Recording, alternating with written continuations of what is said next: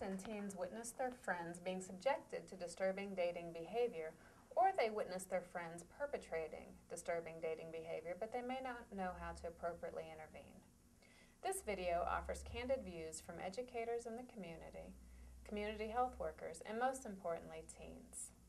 At the end of this video, there are community resources listed. Teens may be more prone to experiencing dating violence because dating is new. Teen dating violence is influenced by how teenagers view themselves, others, and relationships that they've been exposed to.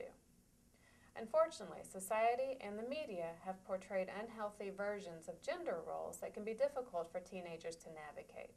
As an example, young men may believe they have a right to control their girlfriends. Young men may confuse masculinity with aggressiveness.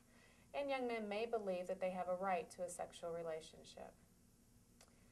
Young women may also believe that they are solely responsible for fixing any problems in a relationship. They may believe that their boyfriend's jealousy or aggressiveness is romantic or proves how much their boyfriend cares about them.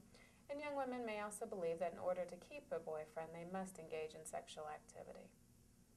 Both young women and young men face a lot of peer pressure to behave in a certain manner while dating. There's a lot of pressure to be in a relationship and simply to be tied to somebody. It should be noted that all of this information is true for teenagers engaged in a same-sex relationship. All teenagers, regardless of who they're dating, deserve to be in a safe and respectful relationship.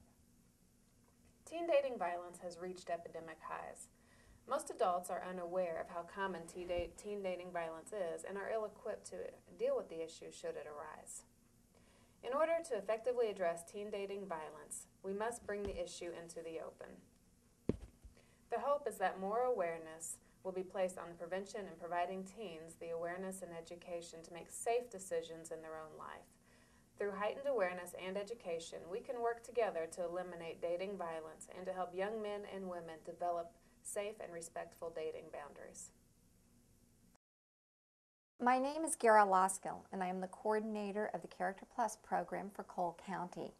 It is a program that inspires youth to live lives of integrity. I am also the mother of 2 daughters. The subject of teen dating violence is important to me because as a mother of daughters and as an educator who would like to see the youth in our community live respectful and responsible lives, I feel like this is an important issue for us to address.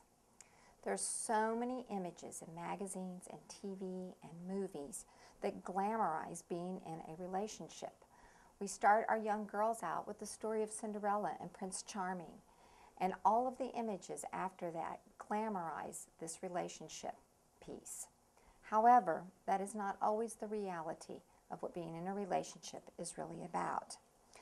Unfortunately, the reality is that violence in relationships is the #1 injury to women ages 15 to age 40.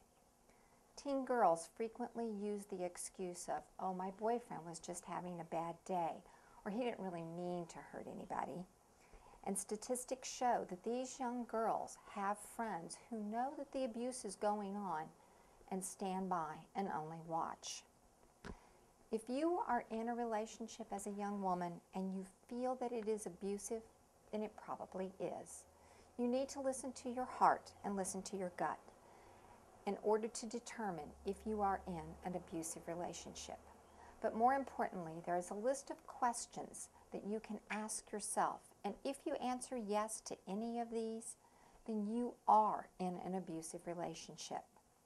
The first question, is one partner afraid of the other or afraid to break up with the other one? Does one partner call the other one names or make the other one feel stupid or tell the other one that they can't do anything right? Is one partner extremely jealous? Does one partner tell the other where they can and cannot go or with whom they can and cannot speak? Does one partner tell the other one that no one would ever go out with anyone but them? Is one partner being cut off from friends or family by the other? Does one partner feel pushed into sexual activity? Does one partner say it's the other's fault that caused them to be abusive? Does one partner shove, grab, hit, pinch, or hold or kick the other one down? Is one partner really nice sometimes and really mean other times, as though there is a split personality? And does one partner make frequent promises to change and make things better, or that they will never hurt the other one, or say that the other partner is making too big of a deal out of nothing? If you answer yes to any of those, you are in an abusive relationship, and it's time to think about what to do to get out of it before things get worse. As a young girl trying to establish yourself and establish your identity, it is so important to first look at what your talents and your interests are and to develop that good camaraderie with girlfriends. This is where you test out what you're good at, what you're not good at. This is where you develop your identity before you start a dating relationship. Once you start a dating relationship, it's important to remember you will never find the perfect Prince Charming. Relationships take a lot of work.